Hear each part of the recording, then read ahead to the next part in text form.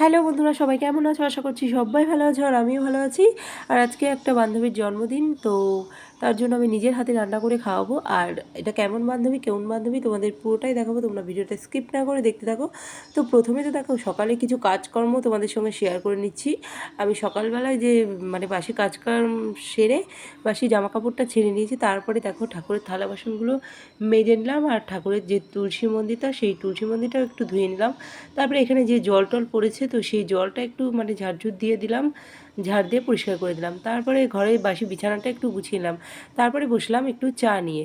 আর আমাদের সকালে চাটা খেতে না একটু লেট হয়ে যায়, 8:30 9টা বেজে যায়। কারণ কি বলো তো, সকালে সব বাসি কাজকাম সেরে তারপরে আমি চাটা খেতে বসি। আর তাড়াহুড়ো করে চা খেতে আমার একদম ভালো লাগে না। চাটা খেতে খেতে একটু বসে বসে গল্প করে করে খাবো, তো সেটাই ভালো লাগে। যাই হোক, আমি এখন আর এইদিকে দেখো আমি রান্না করছি এখন।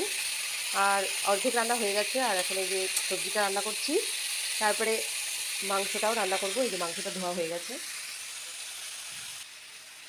আর এদিকে দেখো এই যে ভাজা ভেজেছি, 5 রকমের ভাজা রান্না হয়ে গেছে। এদিকে চাটনি করেছি।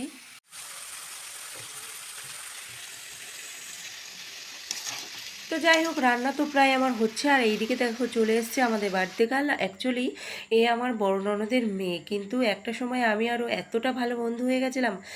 ও সব কথা শেয়ার করতো আমার সঙ্গে, আমিও ওর সঙ্গে সব কথা শেয়ার করতাম। আবার কোথাও গেলে একসঙ্গেই দুজন মিলে যেতাম।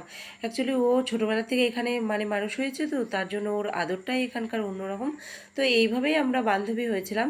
তো যাই হোক, আমার রান্না তো প্রায় কমপ্লিট। আর এদিকে আমি স্নানটা করে এসেছি। তারপরে আজকে যেহেতু বৃহস্পতিবার, তার জন্য দেখো পুজোটাও সুন্দর করে দিয়ে দিয়েছি।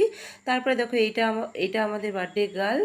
আর এখন ওকে খাবার সার্ভ করা হবে। তো এই যে কোনো রকম যা যা রান্না করেছি, যা সুন্দর করে একটু ডেকোরেশন করে দিয়েছি, কারণ ওর জন্য একটু স্পেশাল লাগবে।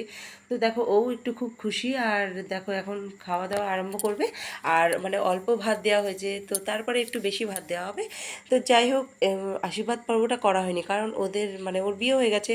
আর ওর শ্বশুরবাড়িতে এইসব নিয়ম নেই জন্মদিন করা, তার জন্য আশীর্বাদ করা হয়নি। তো যাই হোক, ভিডিওটা এখানেই শেষ করলাম। ভালো লাগলে একটা লাইক কমেন্ট শেয়ার করে দিও। ততক্ষণে টাটা, বাই বাই।